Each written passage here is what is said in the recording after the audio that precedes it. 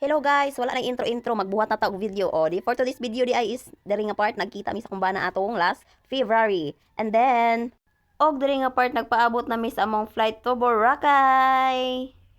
And after waiting na anami diri sa among eroplano padulong sa Boracay. Nagpa-video-video na pod ang person para na i-vlog. And this is what happened next. Finally! Say anything. Anything. Paminaw? Paminaw. Hoy, hilom your mouth. Alam mo yung mouth. That's the only Bisaya I know.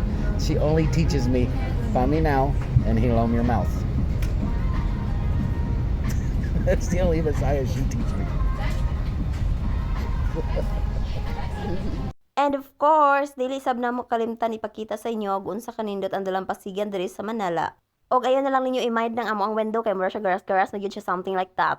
Nantawan ninyo kung sa kanindot ang clouds nindot pa sa inyong kagmaon aw. And as you can see, nag-isnak-isnak na pod mi diri nga part kay gigutom na mi.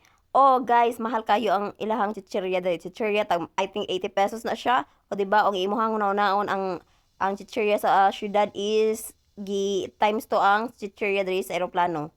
So now, as piece of advice, magbalaw na lang dito og mga pagkaon kung kita mo biyahe sa motnag magsakay tag eroplano. Kay aron makasave ta.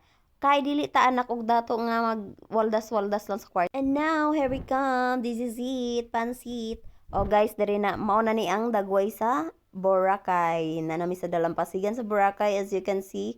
Kami is nandito na. Hello, Boracay! Diri nga part is nagsakay nami sa among pick up padulong sa amo ang hotel nga among gi-book. And while waiting for our ticket, nagpahangin sa minduha diri dapit nga side. Diri nga part is na nami sa ilahang port ug tan-awa ninyo kung sa kanindot ang ilahang port diri. Igat-igat sa tagamay. Karon tan-awa ninyo kung sa kanindot ang ilahang port diri sa Katiklan, Boracay. Mao na siya gan. Diri nga part is nagsunod-sunod nami sa amo ang tour guide diring dapita pa sakay sa amo ang sakyan nga barko. Basta mao na to. Mao na yang akong gipasabot ninyo nga barko. Mura naman gyud na siya barko basta kay mao na siya. And now finally nakasakay na gyud mi sa amo ang sakyan padulong sa amo ang hotel. Magsuot sa taog shade kay abi pa lang aw. Narabi apoy maakuanan sangitan kay dako-dako raman aw. Say hi to the camera. Hi to the camera. Hi to the camera. And now, this is it, pansit. Abi ninyo og manami no. Wala pa. Musakay na pud mi og last trip padulong na gyud sa among hotel. And back naabot na mi diri di ba? Picture ra kay wala na ko kabuhat og video kay nagdadali na mi diri nga part. Hello guys, nami diri sa Boracay. See, dili haircut. I should have my hair braided. It's our first day in Boracay. And now we are ready to eat our lunch. And I have this. Wait, do I need to speak English when I go down? I would if you want to market store. And I have bags. It is supposed to be 250 pesos. But Tara always asks a discount. So we only pay this bag for 200 pesos Aussie. It's a bag. And we also have a clock that we can use to charge our phone also. It is supposed to be 850, and then Darrell always has a discount, so we get this instead of 850, we got this for 650. I'm a Jew, I don't like paying full price.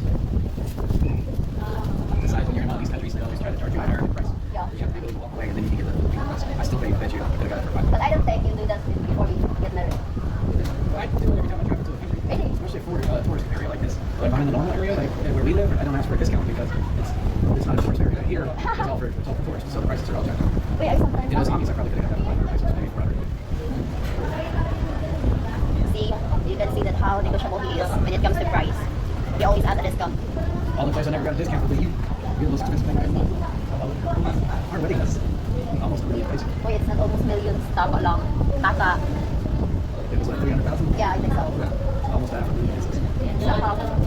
Our wedding cost almost as much as our house. But our house is almost 1 million. It's already 1 million because we already paid 100,000 for the tenants, the dog. I think it's already. Yeah. I love how pretty the beach is here. What beach? I don't see a beach. Ocean. Ocean. Beach. Stop correcting me. Look at her over there. That beach. That's over Bye. Bye. Yeah, I'm not doing that. Now, pag humana mo og chika-chika is na nga mo ang pagkaon og nangaon nami. Mo na niya nga mo ang first kaon diri sa Boracay. Nag-order naman pud mi og mga tapsilog something like that. Mao ra gud na pang pinobre ra gud. Di man ta dato. So, kaon lang gyud yun nana no.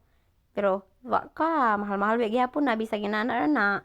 So karon kay naglantaw naman ka na nga video, dapat mo lantaw ka sa sunod na ko nga video. Nagtingala ka nganong karon pa ko ga-post, magbuot ka og karon pa ko ga-edit. Kapoy ko no og edit, ikaw kuno edit pe. O ganahan ba kag sige edit. Kapoy ra sige edit og mag-post ko og gusto ko. Og di ko mag-post, magpaabot ka og mag-post ko. Mao ra to for today's video. Bye. Thank you for watching. And see you on my next vlog. Mwah.